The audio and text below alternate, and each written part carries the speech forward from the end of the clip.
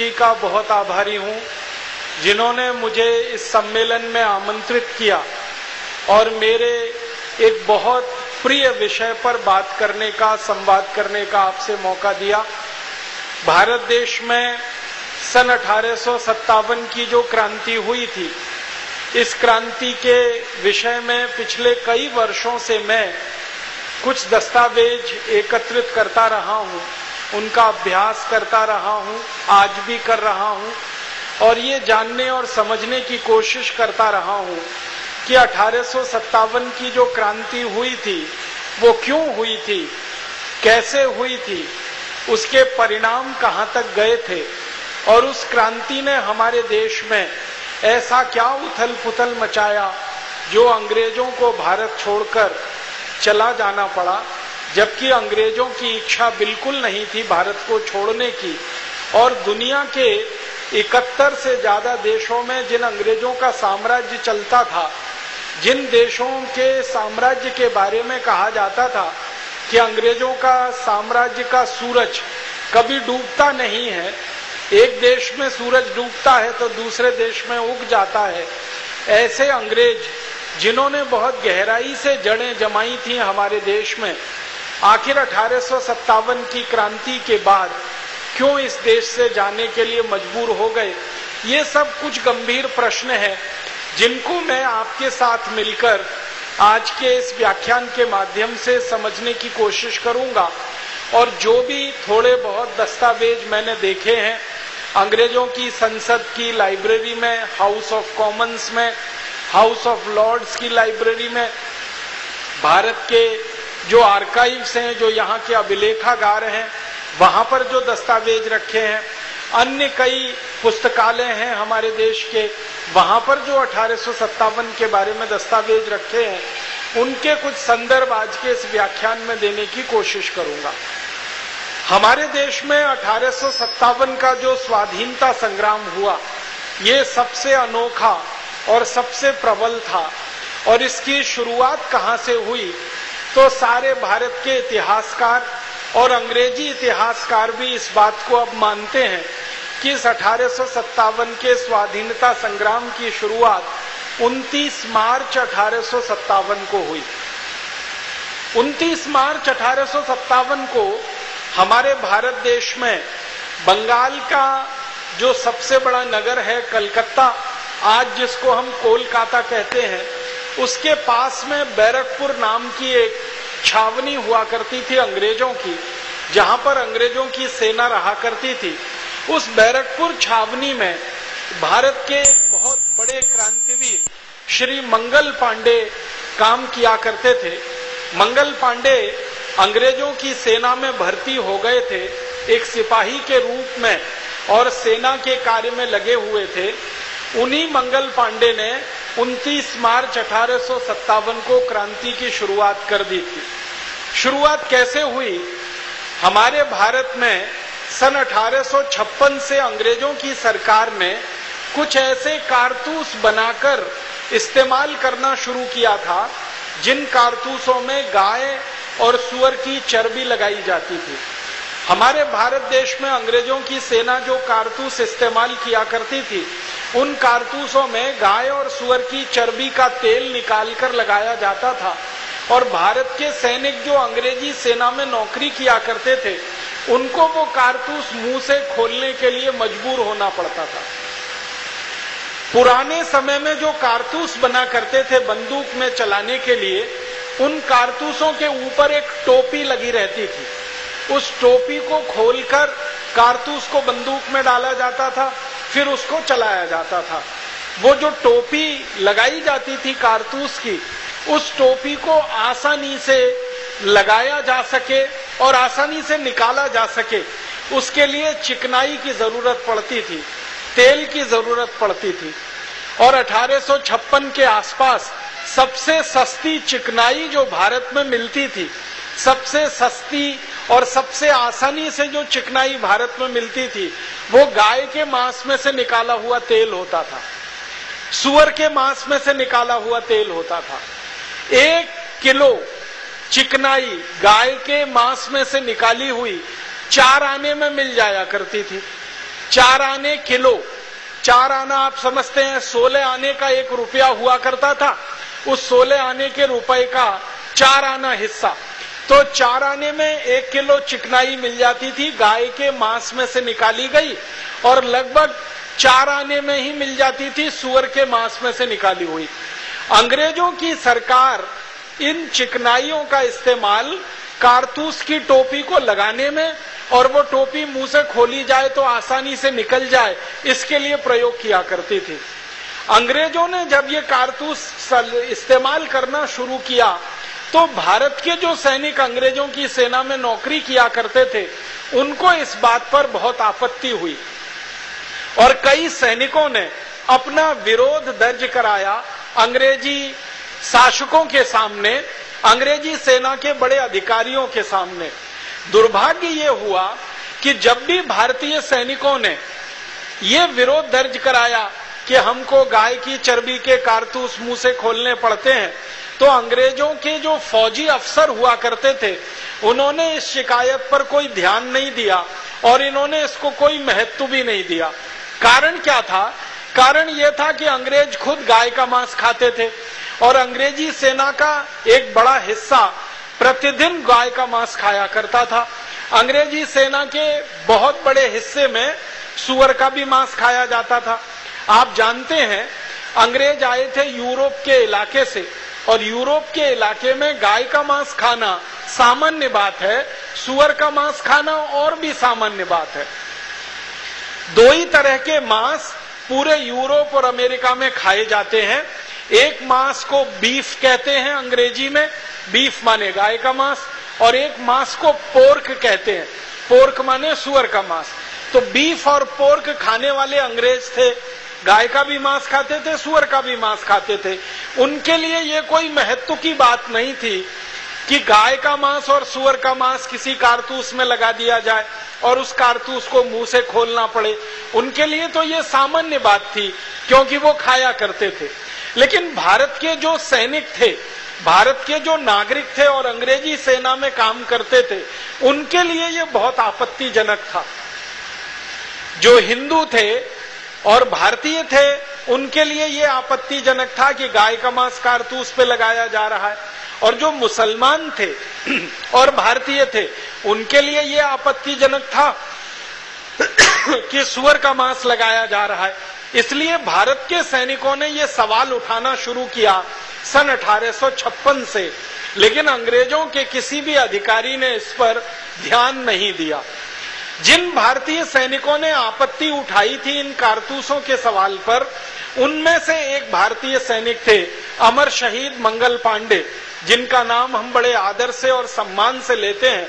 उन्होंने 29 मार्च सन 1857 को भरी परेड के मैदान में अंग्रेज अधिकारी से सीधे एक सवाल पूछा। परेड हो रही थी बैरकपुर की छावनी में, सवेरे का समय था, करीब 9 बजे के आसपास का। सारे भारतीय सैनिक लाइन से खड़े हुए थे परेड के लिए। उसी समय एक अंग्रेज अधिकारी आया, उसका नाम था मेजर ह्यूसन। उस ह्यूसन नाम के अंग्रेज अधिकारी को अमर शहीद मंगल पांडे ने सीधे एक प्रश्न किया कि क्या हमको अंग्रेज सरकार की तरफ से जो कारतूस दिए जा रहे हैं उसमें गाय की चर्बी लगी हुई है? तो मेजर ह्यूसन ने प्रश्न का उत्तर नहीं दिया, ना उसने हां कहा और ना उसने ना कहा। अमर शहीद मंगल पांडे ने फिर अपना सवाल दोहराया कि क्या हमें जो कारतूस दिए जा रहे हैं उसमें गाय और सुअर की चर्बी लगाई गई है? मेजर ह्यूसन ने फिर भी कोई उत्तर नहीं दिया, ना हाँ कहा ना कहा। बस इतने से में गुस्सा आया अमर शहीद मंगल पांडे को। उनके पास अपनी सर्विस राइफल थी, बंदूक थी, उसमें 2 गोलियां भरी हुई थी। उन्होंने वो बंदूक सीधे मेजर ह्यूसन के ऊपर चलाई। मेजर ह्यूसन को गोली लगी, लगने के बाद वो जमीन पे गिरा, थोड़ी देर तड़पा और मर गया। उसके बाद क्या हुआ, उसका एक दूसरा सहयोगी था, उसका नाम था लेफ्टिनेंट वॉग। वॉग नाम का जो अंग्रेज अधिकारी था, वो मंगल पांडे को पकड़ने के लिए घोड़े पर चढ़कर दौड़ा। मंगल पांडे ने दूसरी गोली चलाई और वो दूसरी गोली लेफ्टिनेंट वॉग के घोड़े में जाकर लगी और घोड़ा जमीन पर धराशायी हुआ और वॉग घोड़े से गिरकर जमीन पर उठने की कोशिश कर रहा था। इसी बीच में मंगल पांडे ने क्या किया, उनकी जो राइफल थी उसमें एक संगीन लगी हुई थी, वो संगीन को लेके दौड़े और बाघ के छाती में उन्होंने सीधे वो संगीन उतार दी और उसके बाद खून का फव्वारा छूटा और वॉग 4 से 5 मिनट में तड़पकर वहीं मर गया। बहुत सारे भारतीय सैनिक ये दृश्य देख रहे थे और उनके मन में भी कुछ न कुछ करने का गुस्सा और जज्बा पल रहा था। उसी समय मंगल पांडे ने सभी क्रांतिकारी भारतीय सैनिकों को ललकारते हुए कहा कि इन अंग्रेजों ने हमारा धर्म भ्रष्ट किया है, इन अंग्रेजों ने हमारा देश हमसे छीन लिया है, इन अंग्रेजों ने हमारी आजादी हमसे छीन ली है, इन अंग्रेजों ने हमारी स्वतंत्रता का हरण किया है, इन अंग्रेजों ने हमारी संस्कृति का नाश किया है, इन अंग्रेजों ने भारत की लूट की है। इस तरह का एक लंबा सा भाषण लगभग 15 से 20 मिनट का अमर शहीद मंगल पांडे ने दिया। भारतीय सैनिकों में थोड़ा सा क्रोध पैदा हुआ, लेकिन उसी समय अंग्रेजों के एक बड़े अधिकारी को इसकी जानकारी हो गई कि मेजर जनरल ह्यूसन और उसके बाद लेफ्टिनेंट वॉग ये दोनों मारे जा चुके हैं और अमर शहीद मंगल पांडे ने गोली चलाई है। तो अंग्रेजों की एक बड़ी फौज आई और उस बड़ी फौज ने मंगल पांडे को पकड़ने के लिए प्रयास शुरू किया। मंगल पांडे ने अपनी राइफल का कारतूस भरने का जो समय था वो समय का इस्तेमाल ना करते हुए राइफल में आगे जो संगीन निकली रहती है, जो तलवार की धार की तरह से काम करती है, उसका सदुपयोग करना शुरू किया और उस राइफल को तलवार की तरह से चलाते हुए उन्होंने कई अंग्रेज सैनिकों के गले काटे, कई अंग्रेज सैनिकों को घायल कर दिया। अंत में मंगल पांडे पकड़ लिए गए, अंग्रेजों ने उनको गिरफ्तार कर लिया। गिरफ्तार करने के बाद उनका कोर्ट मार्शल हुआ और कोर्ट मार्शल करीब 10 दिन तक चला।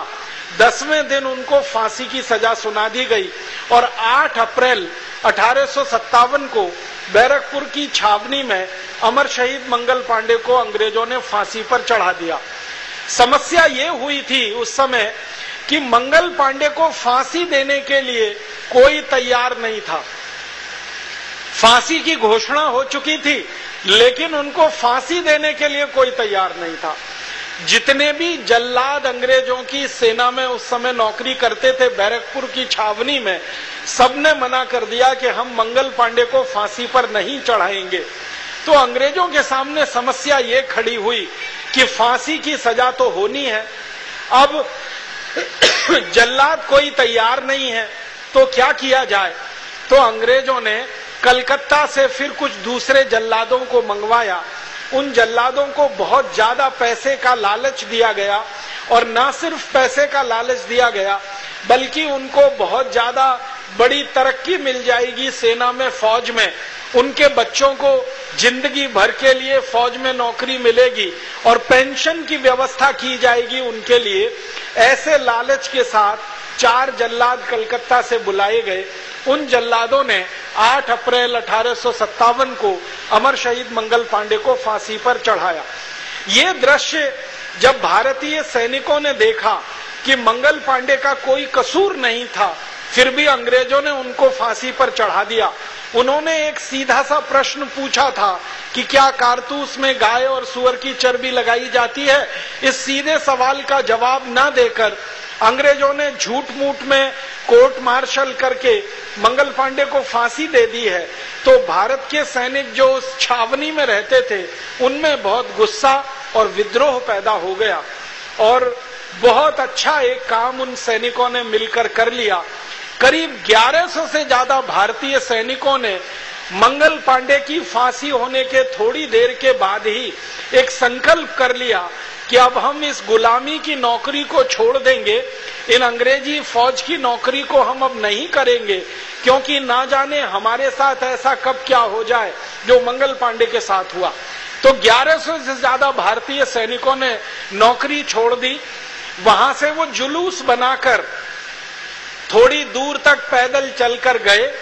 बैरकपुर में जहां पर यह घटना घटित हुई थी उससे थोड़ी दूर पर गंगा नदी बहती है। ये गंगा नदी के बारे में आप सभी जानते हैं, इनका उद्गम स्थान गंगा नदी का गंगोत्री है, लेकिन अंतिम स्थान गंगा सागर है। गंगा सागर से पहले कलकत्ता पड़ता है, कलकत्ता के नजदीक में बैरकपुर है। तो बैरकपुर छावनी से ये 1100 सैनिक निकले और जुलूस की शक्ल में अंग्रेजी सेना की जो वर्दी उनको मिली थी वो उन्होंने फाड़ के फेंक दी। उनको जो टोपियां दी गई थी वो टोपियां उतार के उन्होंने फेंक दी। उनको छाती पर लगाने के लिए बैज मिलते थे अंग्रेजों की सेना में, वो बैज उन्होंने नोचकर फेंक दिए। अपनी साधारण भारतीय पोशाकों में वो तैयार होकर गंगा नदी के किनारे गए और सभी ने गंगा जल अपनी अंजुली में भरा और अंजुली में गंगा जल भर के उन्होंने एक संकल्प किया कि जिन अंग्रेजों ने भारत की गाय को काटा है, जिन अंग्रेजों ने भारत में हिंदू मुसलमानों के बीच में वैमनस्य बढ़ाया है, जिन अंग्रेजों ने आजादी को भारत का समाप्त कर दिया है, सभ्यता संस्कृति का नाश किया है, इन अंग्रेजों को अब हम भारत में रहने नहीं देंगे और इन अंग्रेजों को भारत से भगाकर ही दम लेंगे। बस यहीं से क्रांति की शुरुआत हो गई। ये जो 1100 सैनिक थे, इन्होंने 4-4, 5-5 सैनिकों के समूह बनाए और पूरे देश में इन्होंने उत्तर दक्षिण पूरब पश्चिम फैल जाने का फैसला किया और ये समूह पूरे देश में फैल गए। इन समूहों में जो सैनिक थे, इन सैनिकों का भविष्य जो है कोई बहुत निश्चित नहीं था, लेकिन देशभक्ति का ज्वार उनमें इतना तीव्र था कि उन्होंने अपने भविष्य की परवाह न करते हुए, अपने परिवार और बीवी बच्चों की परवाह न करते हुए गांव-गांव जाना शुरू किया और अंग्रेजों के खिलाफ जो कुछ उन्होंने फौज में देखा था वो गांव में जाकर सुनाना शुरू किया। अंग्रेज कैसे गाय काटते हैं और गाय का मांस किस तरह से खाया जाता है, अंग्रेज कैसे सुअर काटते हैं और सुअरों का मांस किस तरह से खाते हैं, फिर किस तरह से भारतीय सैनिकों का अपमान करते हैं, भारतीय धर्म और संस्कृति का कैसे मजाक उड़ाते हैं, भारत के लोगों की जो मान्यताएं हैं उन पर कैसे फिक्रे कसते हैं, ये सब बातें इन सैनिक समूहों ने गांव-गांव जाकर कहना जब शुरू किया तो धीरे धीरे गांव में ऐसा माहौल बनने लगा, शहरों में ऐसा माहौल बनने लगा कि अंग्रेजों के खिलाफ कोई बड़ी बगावत हो जाए। एक तरफ ये सैनिक थे जो सेना की नौकरी छोड़कर अंग्रेजों के खिलाफ गांव-गांव घूम रहे थे, दूसरी तरफ हमारे इस देश के एक महान तपस्वी संत परम पूजनीय महर्षि दयानंद थे, जिन्होंने भारत के साधारण से लोगों के बीच में जाकर अंग्रेजों के खिलाफ एक बड़ा माहौल बनाना उस समय शुरू किया हुआ था। ये जो सैनिक थे जो सेना छोड़कर भारत में आजादी की लड़ाई के लिए लग गए थे, ये पूर्वी भारत और दक्षिण भारत में ज्यादा घूम रहे थे। परम पूजनीय महर्षि दयानंद और उनके जो सहयोगी थे वो उत्तर भारत में काफी बड़े पैमाने पर प्रचार प्रसार में लगे हुए थे। उनके बहुत सारे साधु संत सन्यासी फकीर इस पूरे उत्तर भारत में गांव-गांव घूमकर अंग्रेजों के खिलाफ माहौल बनाने में और अंग्रेजों के खिलाफ कोई संगठन खड़ा करने में लगे हुए थे। दोनों का संगम हो गया। सेना में काम करने वाले भारतीय सैनिक और समाज में काम करने वाले परम पूजनीय महर्षि दयानंद के तैयार किए हुए सैनिक, ये दोनों जब मिले तो इसमें से विस्फोट हो गया और ये विस्फोट हुआ इसी मेरठ की पवित्र भूमि पर जहां हम बैठे हैं। जब उत्तर भारत के महर्षि दयानंद सरस्वती के सहयोगी और उनके शिक्षित और दीक्षित शिष्यों ने और दक्षिण भारत पूर्वी भारत से आए हुए इन सैनिकों ने एक दूसरे के संवादों से, एक दूसरे की बातों से मन में जब बड़े संकल्प कर लिए तो उस संकल्प का पहला प्रादुर्भाव इस मेरठ की भूमि पर हुआ 10 मई 1857 को। हुआ क्या था मेरठ में, एक घटना घटित हुई थी। आप जानते हैं बैरकपुर जैसे बड़ी छावनी थी वैसे ही मेरठ भी अंग्रेजों की सबसे बड़ी छावनी थी उत्तर भारत में।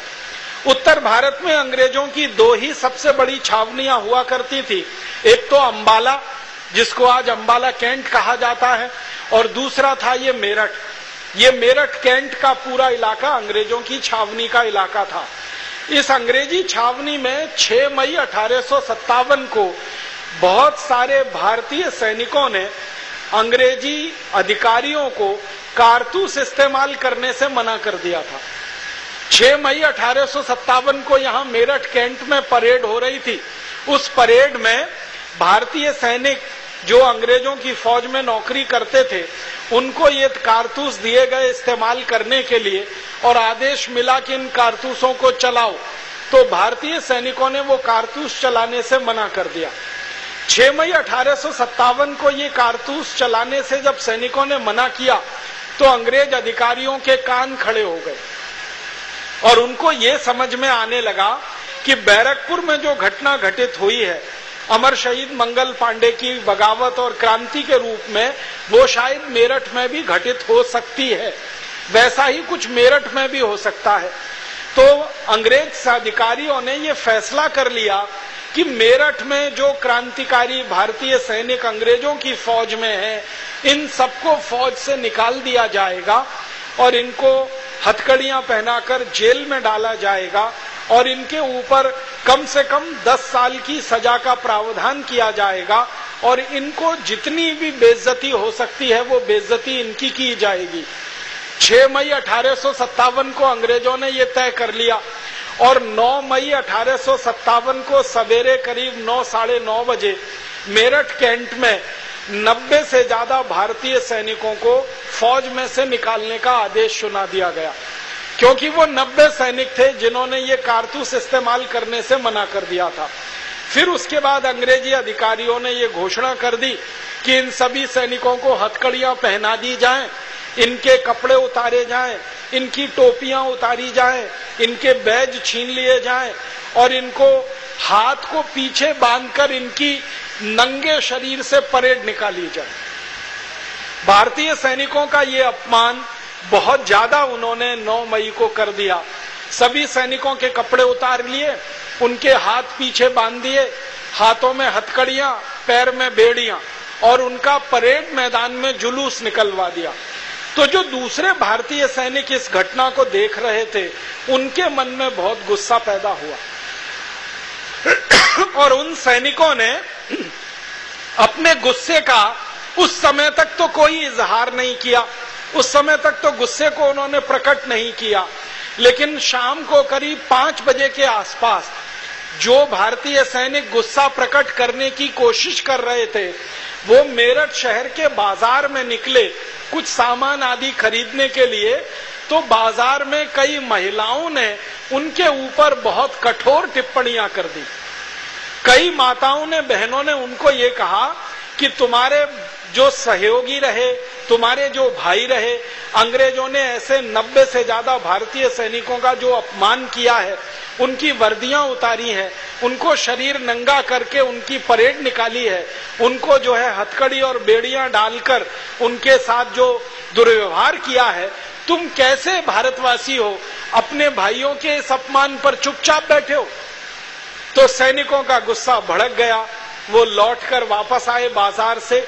आपात एक मीटिंग उन्होंने बुलाई और उस मीटिंग में ये तय कर लिया कि कल सवेरे 10 बजे, 10 मई को सवेरे 10 बजे, ये घटना है 9 मई की, उन्होंने संकल्प किया कि अगले दिन सवेरे 10 बजे हम कुछ ऐसा बड़ा काम करेंगे जिससे अंग्रेज भी कांपेंगे और अंग्रेजों की सरकार के कान खड़े हो जाएंगे। अगले दिन सवेरे 10 मई को संयोग से रविवार का दिन था और रविवार के दिन आप सभी जानते हैं अंग्रेजों की सरकार के जो अंग्रेजी सैनिक थे वो चर्च जाया करते थे और चर्च जाना उनके लिए बहुत जरूरी बना दिया गया था। हमारे देश में एक अंग्रेज अधिकारी हुआ करता था, उसका नाम था वेलेजली। उसने 1798 में ईस्ट इंडिया कंपनी की नौकरी करने वाले हर अंग्रेज सैनिक के लिए ये कानून बना दिया था कि रविवार के दिन उन्हें चर्च जाना बहुत जरूरी है। अगर वो चर्च नहीं जाएंगे तो उनको प्रमोशन नहीं मिलेगा, उनकी तनख्वाह में कटौती की जा सकती है, उनकी सुविधाएं घटाई जा सकती हैं। तो सभी अंग्रेज तनख्वाह के लालच में, प्रमोशन के लालच में या थोड़ा डर कर चर्च जाया करते थे हर रविवार को।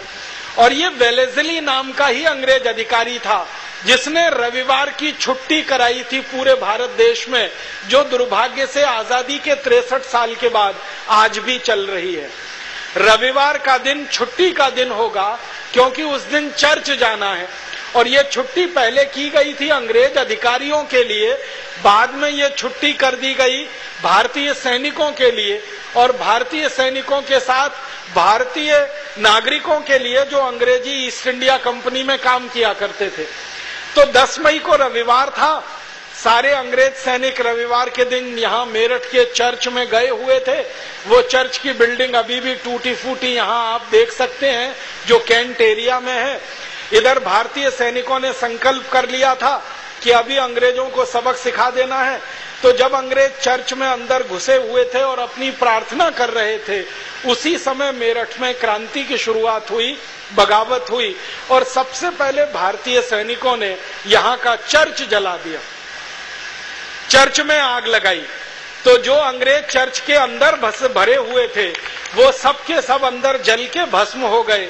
उनकी कुछ स्त्रियां थीं, उन स्त्रियों को भी उसमें जल जाना पड़ा, और कुछ छोटे बच्चे थे उनको भी उस चर्च में जल जाना पड़ा।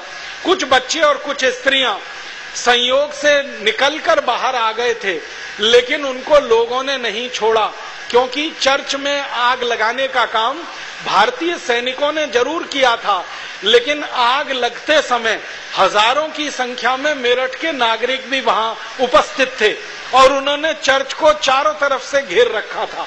और उनके मन में गुस्सा इस बात का था कि एक भी अंग्रेज को यहाँ से हम जिंदा वापस नहीं जाने देंगे, जो भी चर्च के अंदर है उसको तो अब यहाँ से सीधे भगवान के पास ही भेजेंगे। उसी के बाद चर्च जलने के बाद यहाँ अंग्रेज अधिकारियों के जितने बंगले थे एक एक करके सब में आग लगाई गई, और उन बंगलों में जलकर कई अंग्रेज अधिकारी राख हो गए, खाक हो गए। उसके बाद भारतीय सैनिकों ने मेरठ नगर के नागरिकों के साथ मिलकर पूरे शहर में एक एक मोहल्ले में ये ढूंढना शुरू किया कि कहाँ अंग्रेज छुपे हुए हैं, क्योंकि उनको ये जानकारी मिली कि काफी अंग्रेज अपने घरों से भागकर किसी दूसरे के घर में छुप गए हैं, गलियों में चले गए हैं, और भारतीय सैनिक उनको ढूंढते रहे। शाम हो गई, और शाम करीब 6-7 बजे तक आते आते मेरठ में एक भी अंग्रेज जिंदा नहीं बचा। सभी अंग्रेजों को भारतीय सैनिकों ने और मेरठ के नागरिकों ने मिलकर कत्लेआम कर दिया।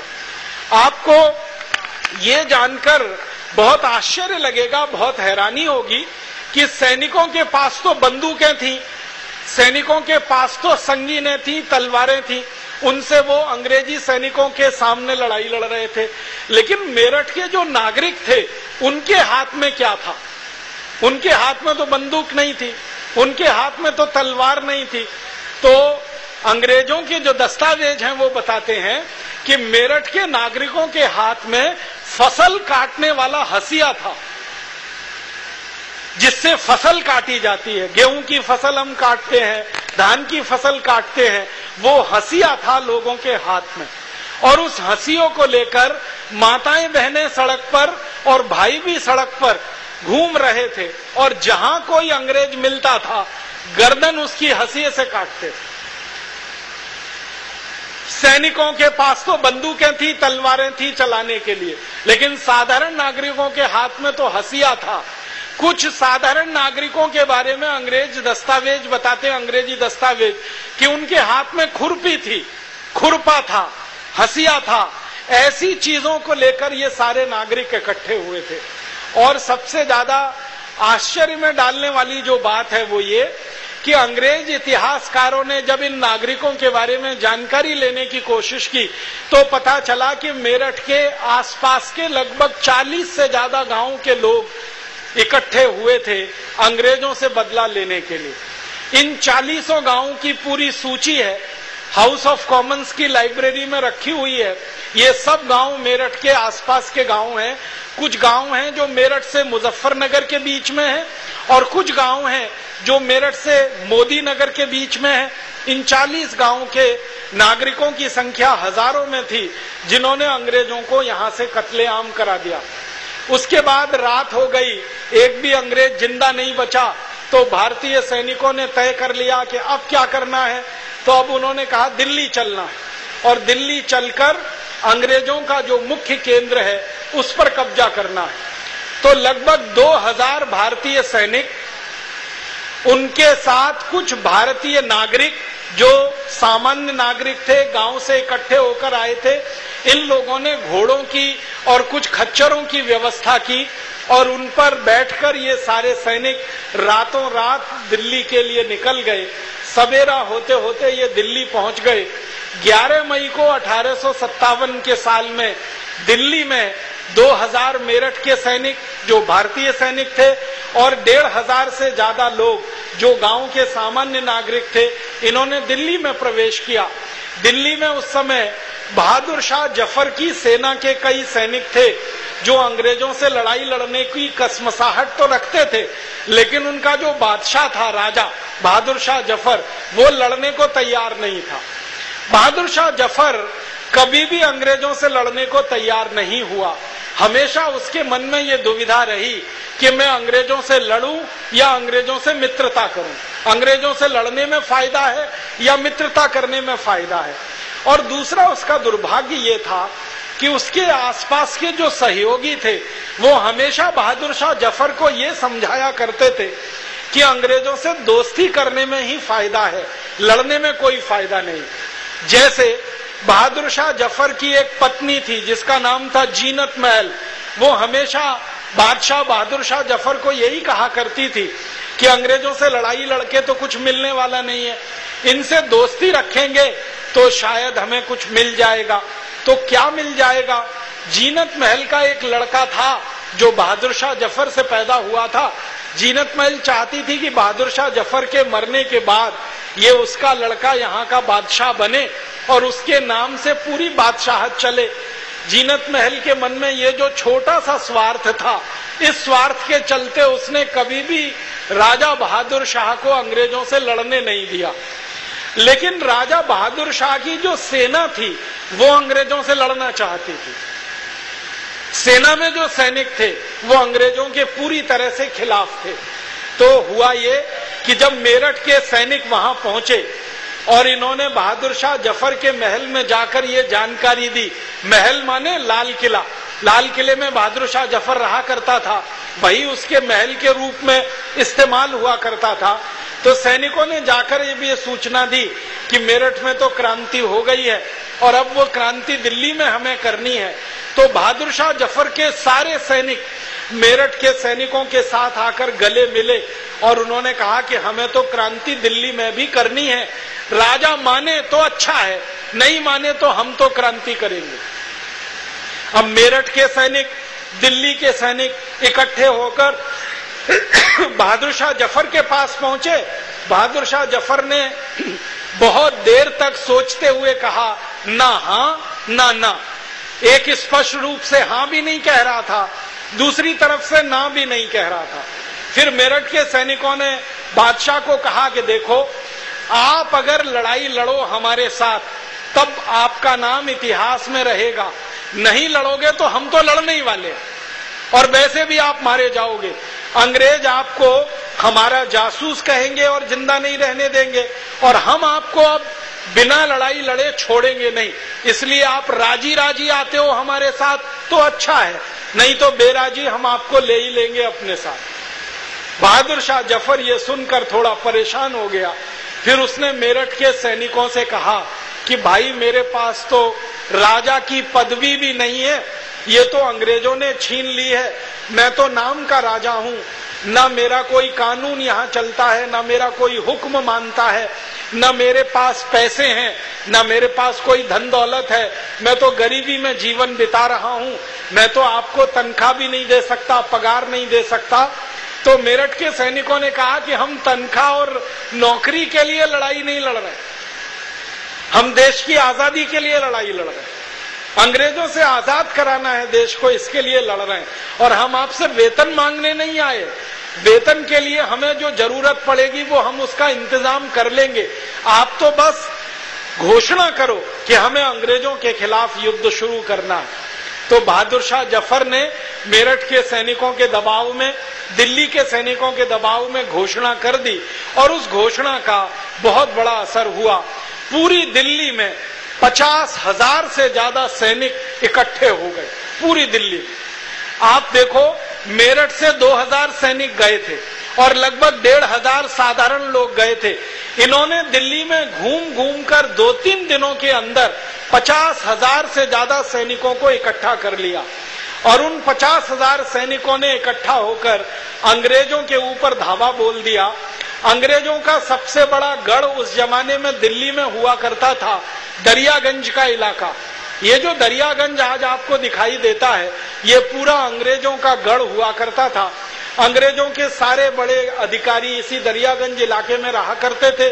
अंग्रेजों के जितने बड़े ऑफिसेस थे, कार्यालय थे, वो दरियागंज इलाके में चला करते थे। अंग्रेजों का एक बड़ा चर्च दरियागंज में था, वो आज भी है। एक हॉस्पिटल हुआ करता था, वो आज भी है। और अंग्रेजों की सरकार जो मुद्रा बनाती थी, सिक्का छापती थी, उसका छापा खाना भी दरियागंज में ही हुआ करता था। और अंग्रेजों का एक बहुत बड़ा अखबार निकलता था उस जमाने में, उसकी प्रिंटिंग प्रेस भी दरियागंज में। माने ये दरियागंज सबसे महत्वपूर्ण इलाका था अंग्रेजों का। तो इन मेरठ के सैनिकों ने और दिल्ली के सैनिकों ने मिलकर दरियागंज पर ही धावा बोला। और आपको ये जानकर बड़ी हैरानी होगी कि एक दिन पूरा और आधा दिन अगले दिन, माने 1.5 दिन के अंदर मेरठ के सैनिकों ने और दिल्ली के सैनिकों ने मिलकर 11,000 से ज्यादा अंग्रेजों को खत्म कर दिया दिल्ली में 1.5 दिन के अंदर। 11,000 अंग्रेज सैनिक मारे गए। और जब इतने बड़े पैमाने पर अंग्रेजों का कत्लेआम दिल्ली में हुआ, तो फिर पूरे भारत में इसकी एक लहर शुरू हो गई। दिल्ली की खबर जहां जहां तक पहुंची, वहां वहां तक अंग्रेजों का कत्लेआम शुरू हो गया। दिल्ली से खबर निकली, 1.5 दिन में दिल्ली आजाद हो गई अंग्रेजों की गुलामी से। आप कल्पना कर सकते हैं, अंग्रेजों की सत्ता का सबसे बड़ा केंद्र एक दिन पूरा और आधा दिन, माने 36 घंटे में पूरा दिल्ली आजाद था अंग्रेजों की गुलामी से। यूनियन जैक दिल्ली में जहां जहां था सब जलाकर क्रांतिकारियों ने फेंक दिया था और हर जगह भारत का झंडा दिल्ली में लहरा गया था। दिल्ली से खबर अलीगढ़ पहुंची, अलीगढ़ से मेरठ, माफ करना, एटा पहुंची, एटा से इटावा पहुंची, इटावा से मैनपुरी पहुंची, मैनपुरी से कानपुर पहुंची, कानपुर से लखनऊ पहुंची, लखनऊ से आगे आगे खबर पहुंचती रही। और एक दूसरा क्षेत्र था कि दिल्ली से खबर मुरादाबाद पहुंची, मुरादाबाद से बरेली पहुंची, बरेली से शाहजहांपुर पहुंची। तो एक अलीगढ़ की दिशा में और एक बरेली की दिशा में, दोनों तरफ जगह जगह अंग्रेजों के खिलाफ भारत के नागरिकों ने, सैनिकों ने जो मोर्चाबंदी की है और उसका जो वर्णन है वो अद्भुत है। आप ये सुनकर जरूर गौरव महसूस करेंगे कि भारत के क्रांतिवीरों ने और साधारण नागरिकों ने 15 दिन के अंदर 51,316 अंग्रेज सैनिकों को मौत के घाट में सुला दिया 15 दिन के अंदर। और 51,316 ये अंग्रेज जो मारे गए ना, इनकी कब्र सब भारत में है। उन कब्रों की गिनती हुई तब ये पता चला कि इतने अंग्रेज मारे गए इस देश। और ये अंग्रेज जो मारे गए, आपको ये भी सुनकर हैरानी होगी कि कुल जो अंग्रेज भारत में थे 1857 में, उन अंग्रेजों की संख्या 51,630 थी और 51,316 मारे गए। माने लगभग 300 अंग्रेज जिंदा बचे। और जो जिंदा बचे, उनकी जो डायरियां उन्होंने लिखी हैं, जो अंग्रेज जिंदा बच गए 1857 की क्रांति में, वो पढ़ें तो हंसी आती है। अंग्रेजों ने लिखा कि हम इसलिए जिंदा बच गए कि हमने अपने शरीर पर कोयले की राख मल ली थी और हम काले दिखने लगे थे, इसलिए भारतवासियों ने हमको छोड़ दिया और ये समझकर छोड़ दिया कि ये तो अपने ही व्यक्ति हैं, क्योंकि शरीर पर कालिख पोती हुई थी।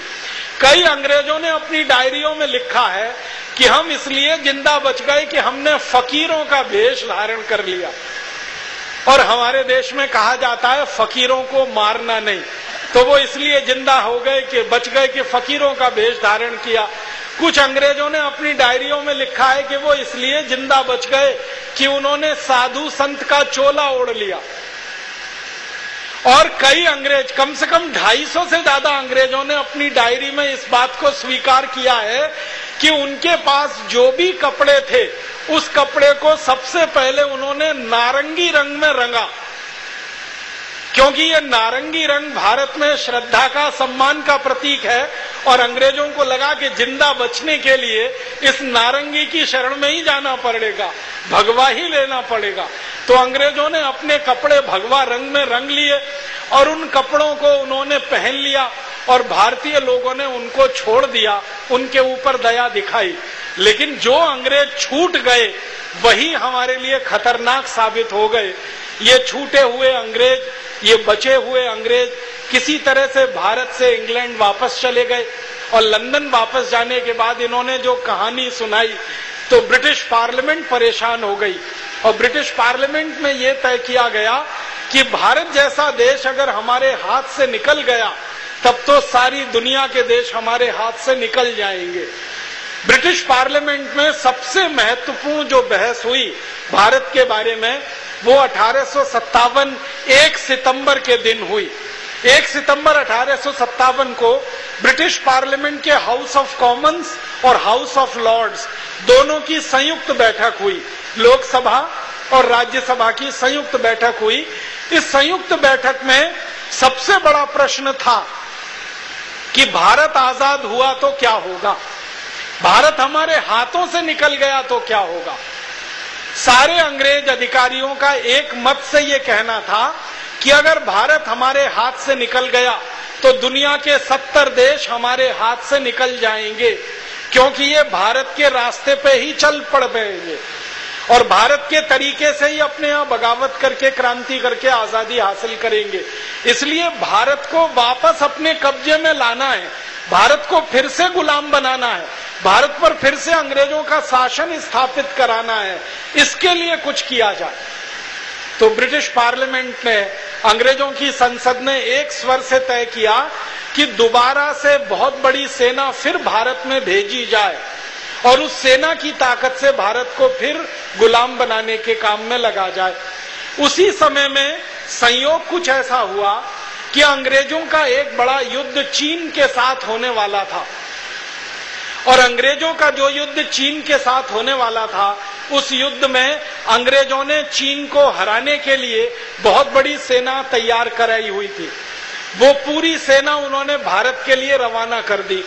और एक दूसरा संयोग उस समय ये भी हुआ कि अंग्रेजों की ईरान के साथ एक बड़ी लड़ाई उसी समय खत्म हुई थी, जिस लड़ाई में ईरान हार गया था, अंग्रेज जीत गए थे और अंग्रेजों ने ईरान पर वैसे ही कब्जा कर लिया था जैसे भारत पर कब्जा किया हुआ था।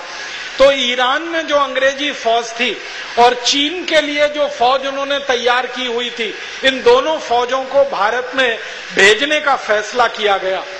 लेकिन जब संसद में ये बात आई कि भारत में ये अंग्रेजी फौज अगर जाएगी तो इसकी कुल संख्या कितनी हो सकती है, तो ईरान से आने वाली अंग्रेज फौज और चीन के खिलाफ लड़ने वाली अंग्रेज फौज दोनों की संख्या जोड़ी गई तो कुल मिलाकर 64,000 के आसपास वो संख्या निकल रही थी।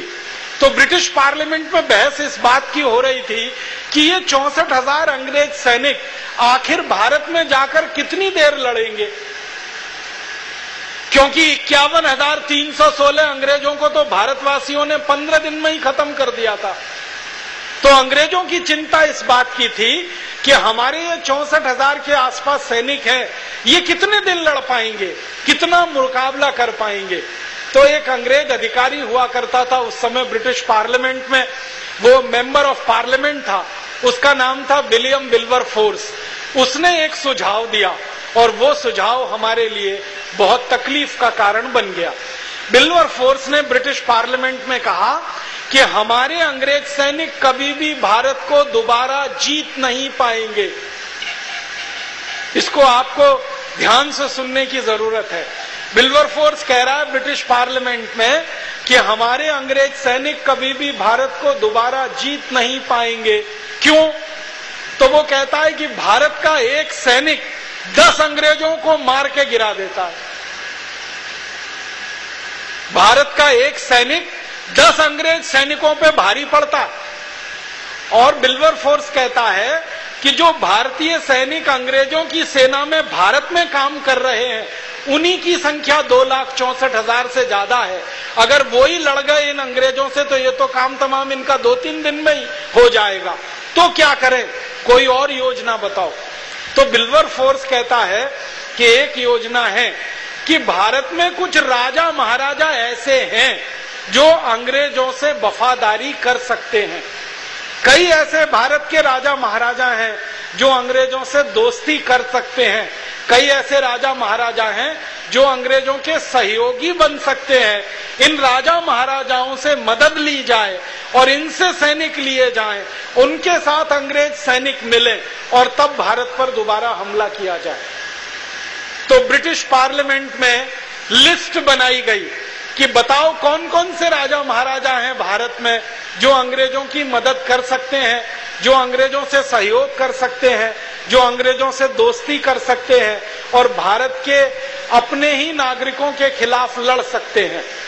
मुझे बहुत अफसोस है और बहुत दुख है ये कहते हुए कि जब ब्रिटिश पार्लियामेंट में सूची बनना शुरू हुआ तो जो ब्रिटिश अधिकारी भारत में नौकरी करके वापस गए थे, आप तो जानते हैं ईस्ट इंडिया कंपनी तो भारत में 1750 से बंगाल में काबिज हो चुकी थी और 1750 से 1857 करीब करीब 105-6 साल में जो अंग्रेजों ने यहाँ नौकरी की थी, ये अंग्रेज यहाँ से वापस गए थे। इन अंग्रेजों को पूछा जाने लगा कि तुम बताओ कौन राजा है जो भारत की बहुत मदद कर सकता है, कौन ऐसा सामंत है, कौन ऐसा जागीरदार है, कौन ऐसा ताल्लुकेदार है जो भारत में भारतीयों के खिलाफ लड़े और अंग्रेजों की मदद करे। तो सबसे पहला नाम जो ब्रिटिश पार्लियामेंट में आया, बहुत शर्म आती है मुझे वो नाम लेने के लिए, वो नाम था जीवाजी राव सिंधिया। अंग्रेजों की संसद में सारे अंग्रेज सांसदों ने एक स्वर से ये कहा कि भारत में हमें सबसे अच्छा कोई मित्र मिल सकता है तो वो जीवाजी राव सिंधिया है। जीवाजी राव सिंधिया का मतलब आप जानते हैं, माधवराव सिंधिया के परिवार के लोग, विजया राजे सिंधिया के परिवार के लोग, वसुंधरा राजे सिंधिया के परिवार के लोग। ये सिंधिया परिवार अंग्रेजों का सबसे वफादार परिवार इस देश में रहा है और अंग्रेजों की संसद में इनका नाम आया कि ये हमारी सबसे ज्यादा मदद करेंगे। तो अंग्रेजों की संसद ने तय किया कि जीवाजी राव सिंधिया को पत्र लिखा जाए अंग्रेजी सरकार की तरफ से। तो जीवाजी राव सिंधिया को पत्र लिखा गया। फिर पूछा गया कि दूसरा कौन राजा है भारत का जो मदद करेगा अंग्रेजों की। तो दूसरा नाम आया, वो बहुत शर्मनाक है, वो नाम भी पटियाला के जो महाराजा हुआ करते थे, कैप्टन अमरिंदर सिंह का नाम आप सभी जानते हैं, जो पंजाब में बहुत लंबे समय तक मुख्यमंत्री रहे। इनके खानदान का नाम आया कि ये जो पटियाला का राजघराना है ये अंग्रेजों की सबसे ज्यादा मदद करेगा। फिर तीसरा नाम आया वो निजाम हैदराबाद का। आप जानते हैं हैदराबाद रियासत थी और वो रियासत सालार जंग नाम के एक व्यक्ति के कंट्रोल में थी जिसको निजाम हैदराबाद कहा जाता था। तो निजाम हैदराबाद का तीसरा नाम आया कि ये भी अंग्रेजों की मदद कर सकते हैं। चौथा नाम आया जींद का एक महाराजा हुआ करता था। पांचवा नाम आया नाभा नाम की एक रियासत थी पंजाब में, वहां का एक राजा हुआ करता था। छठवां नाम आया वो त्रावणकोर की रियासत के राजा का आया। सातवां नाम जूनागढ़ की रियासत के राजा का आया। फिर आठवां नाम 10वां, 11वां, 12वां, 50, 60, 70, 80 ऐसे सैकड़ों नाम अंग्रेजों की संसद में आए और अंग्रेजों ने ये मान लिया और तय कर लिया कि इन राजाओं की मदद से हम भारत पर दोबारा कब्जा करेंगे। क्योंकि अंग्रेजों के पास तो सैनिक थे नहीं जो लड़ते, 64,000 कुल सैनिक उनके पास थे और उन सैनिकों का क्या हाल होता वो अंग्रेजों को अंदाजा था। तब ये चिट्ठियां लिखी गई और भारत के इन राजाओं से संपर्क किया गया। तो सबसे पहले जीवाजी राव सिंधिया ने अंग्रेजों को वायदा किया कि आप दोबारा अगर भारत में आते हैं और क्रांतिकारियों से लड़ाई लड़ेंगे तो मेरी 40,000 सैनिकों की फौज आपकी सेवा में रात दिन खड़ी रहेगी। और ना सिर्फ 40,000 सैनिकों की फौज अंग्रेजों की सेवा में खड़ी रहेगी, बल्कि जीवाजीराव सिंधिया ने कहा कि 1 करोड़ से ज्यादा स्वर्ण मुद्राएं अंग्रेजों को मैं भेंट करूंगा अगर अंग्रेज वापस भारत में आएंगे तो 1 करोड़ स्वर्ण मुद्राएं और 40,000 सैनिकों का वायदा जीवाजीराव सिंधिया ने अंग्रेजों से किया। इसी तरह पटियाला के महाराजा ने वायदा किया, इसी तरह जींद के महाराजा ने वायदा किया, इसी तरह से नाभा के महाराजा ने वायदा किया। और अंग्रेजों ने हिसाब लगाया तो पता चला कि ये भारत के जो राजा महाराजा अंग्रेजों को फौज देने को तैयार हैं, वो फौज कुल मिलाकर 3 लाख 3.5 लाख से ज्यादा हो रही है। तब अंग्रेजों को भरोसा आ गया और उनको लगा कि 3.5 लाख से ज्यादा तो भारतीय सैनिक मिल रहे हैं, 64,000 हमारे पास अपने सैनिक हैं। उनका गणित उन्होंने बिठाया और फिर अपनी सेना को भारत के लिए रवाना किया। और जब तक अंग्रेजों की सेना भारत में पहुंची, ईरान से आई हुई सेना और चीन के युद्ध की तैयारी में लगी हुई सेना, उसको भारत आने में समय लगा। जितना समय इस सेना को भारत पहुंचने में लगा, उतने समय तक भारत पूरा देश स्वतंत्र रहा, पूरा देश स्वतंत्र रहा, सारा भारत आजाद रहा। 1857 के जो दस्तावेज हैं वो बताते हैं कि 10 मई 1857 से लेकर 19 सितंबर 1857 तक सारे भारत के 350 से ज्यादा जिले अंग्रेजों की गुलामी से पूरे आजाद रहे। 350 जिलों में अंग्रेजों के खिलाफ ये क्रांति की बगावत हुई। और ये 350 जिले उस जमाने में रियासतों के बराबर हुआ करते थे। जैसे मेरठ आजाद रहा 10 मई से लेकर 19 सितंबर तक, दिल्ली आजाद रहा 10 मई से लेकर 19 सितंबर तक, दिल्ली के आसपास अलीगढ़, एटा, बदायूं, बुलंदशहर, मुजफ्फरनगर, फिर उसके बाद शाहजहांपुर, मुरादाबाद, बरेली, लखनऊ, लखनऊ के पास कानपुर, कानपुर के आगे बिठूर, बिठूर के आगे फतेहपुर, ऐसे भारत के 350 जिले जो उस जमाने में रियासतों के नाम से जाने जाते थे, अंग्रेजों की गुलामी से आजाद थे।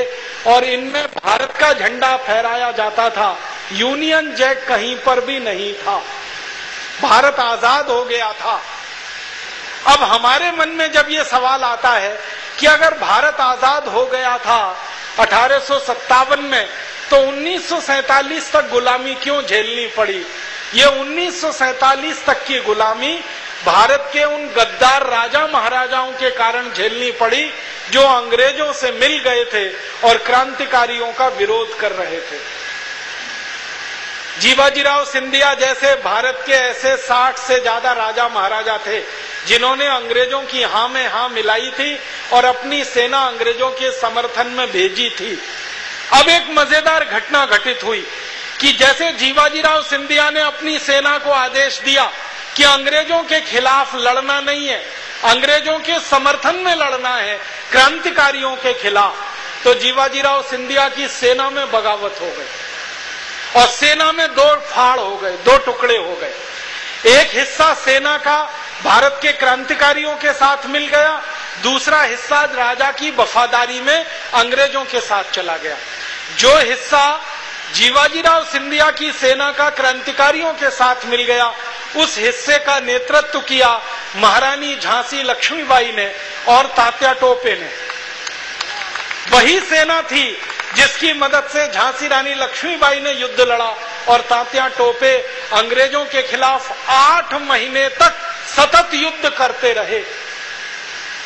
भारत के क्रांतिकारियों में सबसे ज्यादा लंबे समय तक अंग्रेजों से लड़ाई जिन्होंने लड़ी है, उनका नाम है तात्या टोपे। 8 महीने तक लगातार अंग्रेजों से लड़ाई लड़ी उन्होंने। और उनके सैनिक कौन थे? वही सैनिक थे जो जीवाजीराव सिंधिया के आदेश पर अंग्रेजों के साथ नहीं मिले, क्रांतिकारियों के साथ मिल गए। उन्हीं सैनिकों की मदद से झांसी रानी लक्ष्मीबाई ने अंग्रेजों को बार बार युद्ध में परास्त किया और बार बार अंग्रेजों ने मुंह की खाई। और आपको मालूम है, एक समय तो ऐसा आया कि झांसी की रानी लक्ष्मीबाई ने जीवाजीराव सिंधिया को ग्वालियर, सिर्फ ग्वालियर पर चला बल्कि ग्वालियर के आसपास के बहुत बड़े इलाके में, जिसको गुना, शिवपुरी, अशोकनगर, ये पूरा इलाका महारानी झांसी लक्ष्मीबाई के कंट्रोल में था। अंग्रेजों की गुलामी से ये पूरा इलाका आजाद था। अगर आप आज बुंदेलखंड के नक्शे को देखना चाहें, जिसको हम बुंदेलखंड कहते हैं आज, ये पूरा बुंदेलखंड झांसी रानी लक्ष्मीबाई के राज्य के रियासत में आ गया था अंग्रेजों से आजाद होने के बाद। ये बहुत जबरदस्त संग्राम झांसी की रानी का अंग्रेजों के साथ हुआ था। आप तो सभी जानते हैं, झांसी रानी लक्ष्मीबाई ने अंग्रेजों के हर युद्ध में अंग्रेजों को पराजित किया था, एक युद्ध को छोड़कर। अंग्रेजों ने जब जब झांसी पर हमला किया, कभी भी अंग्रेज झांसी को जीत नहीं पाए। एक आखिरी युद्ध अंग्रेजों ने 1858 में जो लड़ा था, उसी में उनकी विजय हुई थी। 1857 में तो एक भी युद्ध में वो जीत नहीं पाए थे। इधर नाना साहब पेशवा, जो कानपुर के पास बिठूर में रहा करते थे, उन्होंने बहुत बड़ा संगठन खड़ा कर रखा था अंग्रेजों के खिलाफ लड़ने का। और नाना साहब पेशवा के जो सहयोगी और दूत थे, उन्होंने पूरे अवध प्रांत में क्रांति की मशाल जलाई हुई थी। तात्या टोपे, नाना साहब पेशवा, झांसी की रानी लक्ष्मीबाई और इनके सहयोगियों की पूरी जो सूची है, इस सूची में 2-3 बातें जो मैं आपको बताना चाहता हूं, जो हमारी आंखों के सामने अभी तक नहीं आ पाई हैं, वो ये कि एक क्रांतिकारी परिषद बनाई गई थी। उस क्रांतिकारी परिषद के अध्यक्ष थे नाना साहब पेशवा, उसके उपाध्यक्ष थे तात्या टोपे और उसकी महासचिव थी झांसी की रानी लक्ष्मीबाई।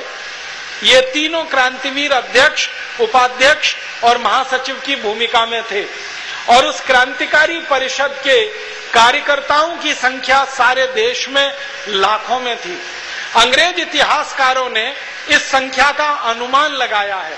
एग्जैक्ट तो वो नहीं कहते, लेकिन वो कहते हैं कि अनुमान के हिसाब से इस क्रांतिकारी परिषद में सारे देश के लगभग 4.5 करोड़ लोग जुड़े हुए थे। पूरे देश के 4.5 करोड़ लोग जुड़े हुए थे। अब आप इसका अंदाजा ऐसे लगाइए, एक अंग्रेज इतिहासकार हुआ, उसका नाम है चार्ल्स बॉल। एक दूसरा अंग्रेज इतिहासकार हुआ, उसका नाम है ट्रेवेलियन। और एक तीसरा अंग्रेज इतिहासकार हुआ जॉन केई। इन तीनों ने असेसमेंट किया है, इन तीनों ने अनुमान लगाया कि 1857 में भारत में जो क्रांति हुई उसमें कितने लोग शामिल थे। तो इन तीनों का अनुमान लगभग 4.5 करोड़ के आसपास का है कि 4.5 करोड़ भारतवासी अंग्रेजों के खिलाफ इस 1857 की लड़ाई में थे। इनमें से 7,32,780 क्रांतिकारी थे जो लीडरशिप में थे, जो नेतृत्व में थे, और बाकी जो भारतवासी थे वो सब उनके सहयोगी की भूमिका में थे। तो 7,32,780 जो थे, उनमें से एक थे नाना साहब पेशवा, उनमें से एक थे तात्या टोपे, उनमें से एक थी महारानी झांसी लक्ष्मीबाई, उनमें से एक थी महारानी अवंतीबाई, उनमें से एक थी गजमाला, रानी गजमाला। ऐसे 7,32,780 क्रांतिकारी थे। इनमें कुछ हिंदू थे और कुछ मुसलमान भी थे। मुसलमान जो लीडरशिप में बड़े लोग थे इस देश में, उनमें से एक थे मौलवी लियाकत अली, एक दूसरे थे मौलवी अजीमुल्ला।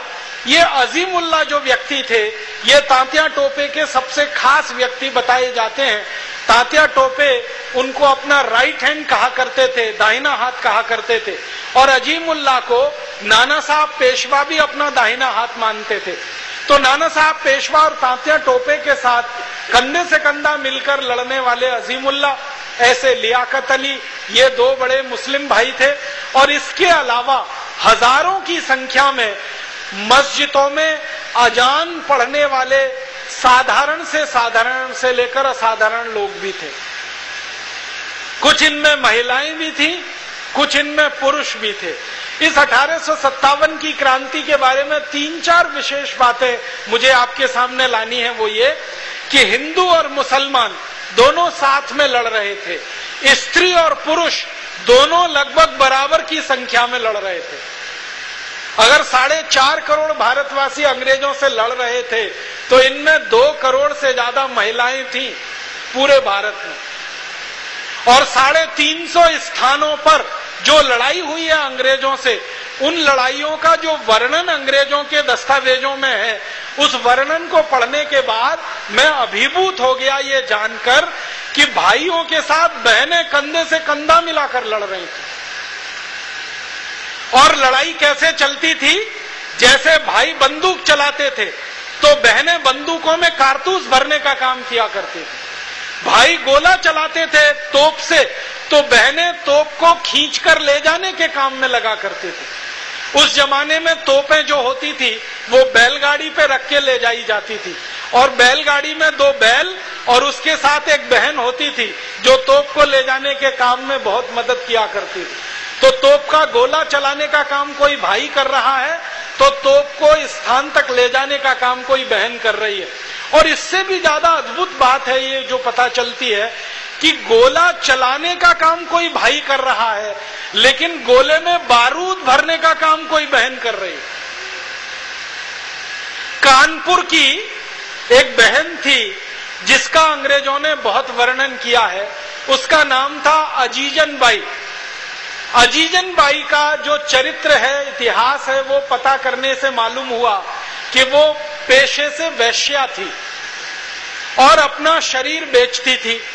अंग्रेजों के कोठों पर जाकर नाचती थी। अंग्रेजों के सैनिकों के शरीर की हवस को मिटाने के काम में भी कई बार उसने अपना योगदान दिया। अजीजन बाई को अंग्रेजों ने किसी गांव से उठा लिया था। वो किसी मध्य प्रदेश में मंडला के पास किसी गांव की रहने वाली महिला थी। अंग्रेजों ने उसको अपहरण कर लिया था और कई दिनों तक उसके साथ बलात्कार किया था और उसके बलात्कार के बाद उसको कोठे पे ले जाकर बेच दिया था। अजीजन बाई ने कोठा छोड़कर क्रांतिकारियों का सहयोग देना शुरू किया था और अजीजन बाई ने 400 से ज्यादा कानपुर की वैश्याओं का एक समूह बनाया था, दल बनाया था। उस दल का मुख्य काम था गोलों में बारूद भरना और बारूद भरे हुए गोलों को क्रांतिकारियों तक पहुंचाना, कारतूसों को इकट्ठा करना और कारतूसों को क्रांतिकारियों तक पहुंचाना। तो कारतूस और गोलों का बारूद पहुंचाने का काम कानपुर और आसपास के क्षेत्र में तो सारा माताओं और बहनों ने किया है और ऐसी माताओं बहनों ने किया है जिनको हमारा समाज अच्छी नजरों से नहीं देखता। एक बार तात्या टोपे ने अजीजन बाई को एक सीधे से सवाल किया था कि तुम्हारा काम तो वैश्यावृत्ति का है, तुम ये क्रांतिकारियों के साथ क्यों लग गई हो? तो उसने कहा कि मैं वैश्या होने से पहले भारत की नागरिक हूं और एक ऐसी नागरिक हूं कि जिसके शरीर में भारत का खून बहता है, इसलिए मुझे मेरा फर्ज करने से कोई नहीं रोक सकता। मैं भले वैश्यावृत्ति का काम करती रही लेकिन मेरा फर्ज है कि मैं देश के लिए अपनी जान न्योछावर करूं। और अंग्रेज अधिकारी जिनके सामने अजीजन बाई ने युद्ध लड़ा है, वो अंग्रेज अधिकारी अपनी डायरियों में ये लिखकर छोड़ गए हैं कि भारत के सैनिकों में सच्ची मर्द अगर कोई थी तो वो अजीजन बाई थी और झांसी की रानी लक्ष्मीबाई थी। अंग्रेज जो सैनिकों ने युद्ध लड़े हैं भारत में, जैसे एक अंग्रेज अधिकारी था यूरोज ने अपनी पर्सनल डायरी में लिखा है कि मैंने भारत की सेना में 2 महिला मर्दों को पाया, एक महिला मर्द झांसी की रानी लक्ष्मीबाई और दूसरी महिला मर्द अजीजन बाई। और वो कहता है कि दोनों में जमीन आसमान का अंतर है। झांसी की रानी लक्ष्मीबाई तो एक राजघराने की कुलवधू, लेकिन अजीजन बाई तो वैश्यावृत्ति के काम में लगी हुई एक साधारण महिला, लेकिन वीरता में दोनों किसी से कम नहीं है, साहस में दोनों किसी से कम नहीं है। और अजीजन बाई ने ये सिद्ध किया है कि भारत का खून भारतीय पहले है, बाद में वो सब कुछ है। तो इस पूरी लड़ाई में महिलाओं का बहुत बड़ा योगदान है।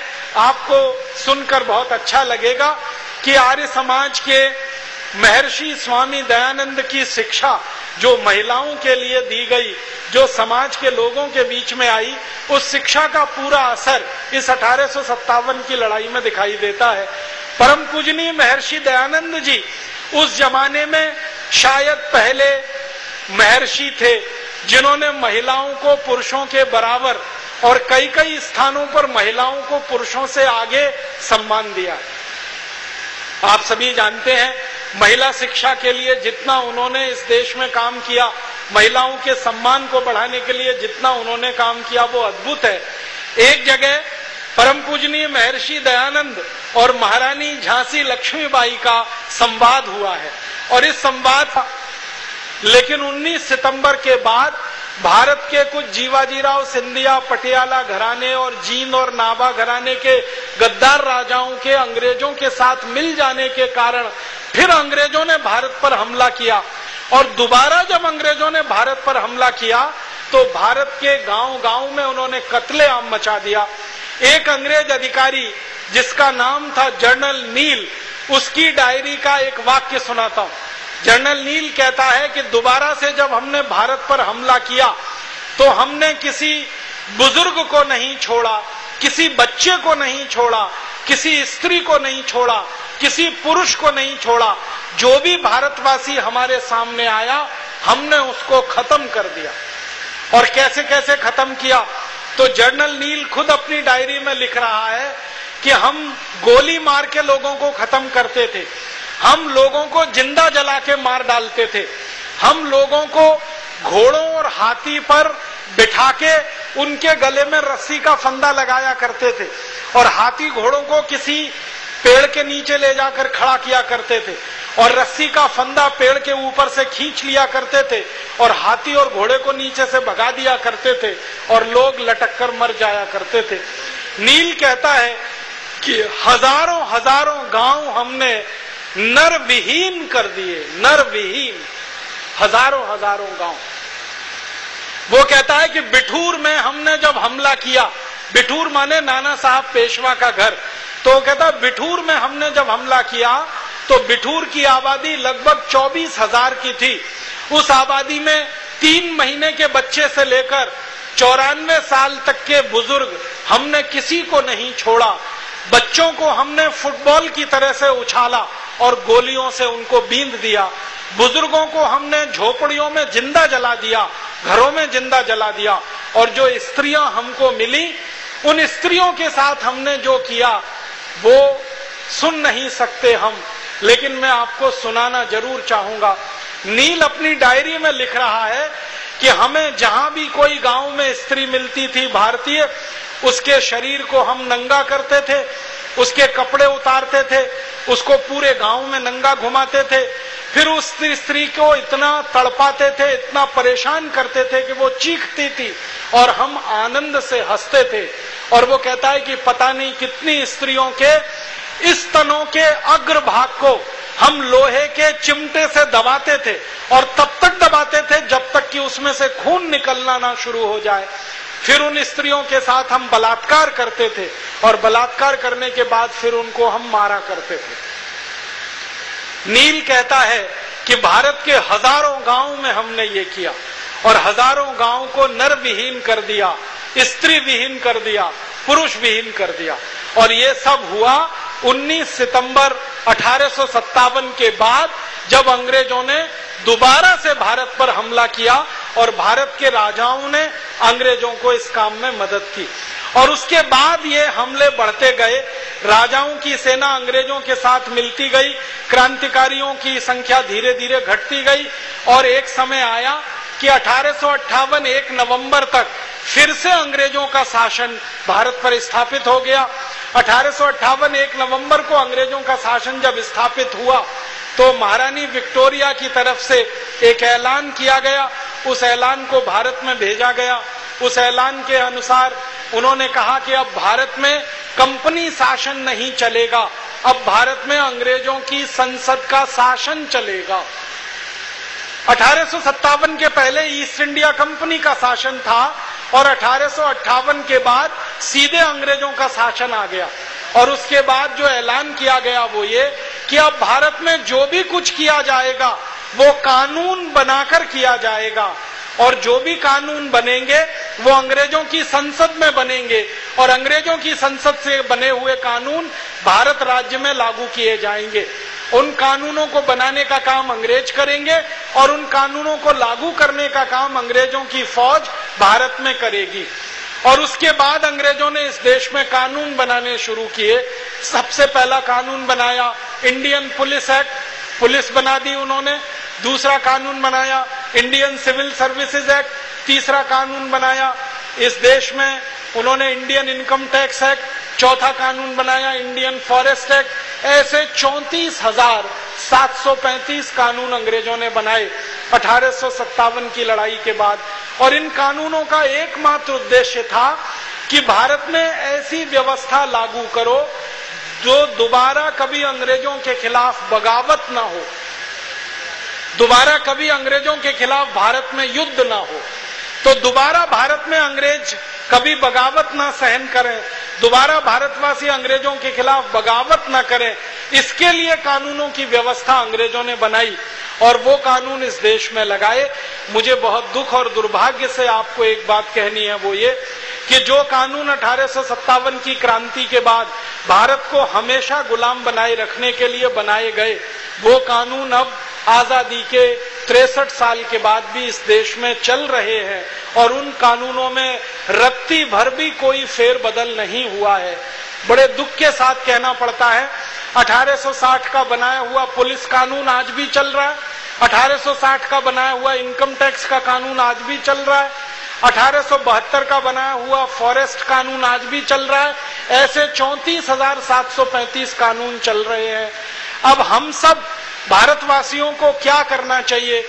मेरा एक विनम्र सुझाव है जो देकर मैं मेरा व्याख्यान खत्म करूंगा, और वो विनम्र सुझाव ये है कि जिन अंग्रेजों ने 1857 की क्रांति के बाद 34,735 कानून लगाकर भारत पर लागू किए और वो कानून आजादी के 63 साल के बाद भी वैसे के वैसे ही अगर चल रहे हैं, तो हम सब भारतवासियों को अब फिर से दोबारा 1857 जैसी ही कोई क्रांति करनी पड़ेगी, तब जाकर ये अंग्रेजों के बनाए हुए कानून इस देश में से खत्म होंगे। एक 1857 की क्रांति परम पूजनीय महर्षि दयानंद जी की प्रेरणा से शुरू हुई और अब ऐसा लगता है कि दूसरी 1857 की क्रांति आज आर्य समाज के सभी साधु संतों से और भारत के विद्वानों की प्रेरणा से शुरू होगी।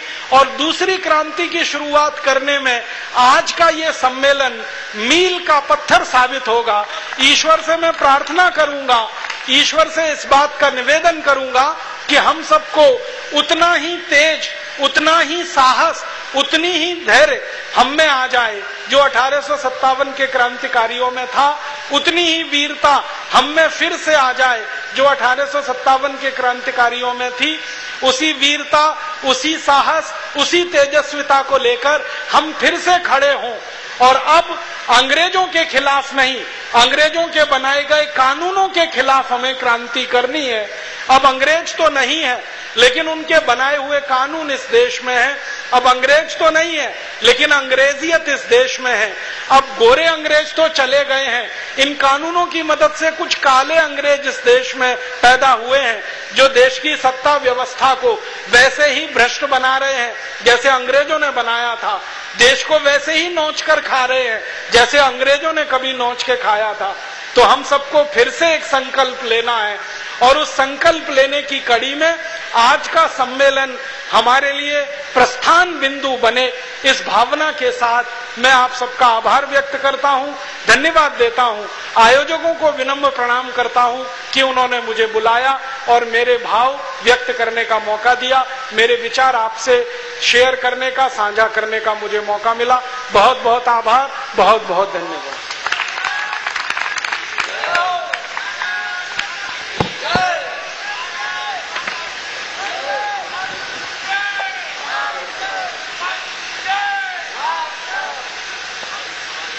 उपस्थित भाई और बहनों, अभी आप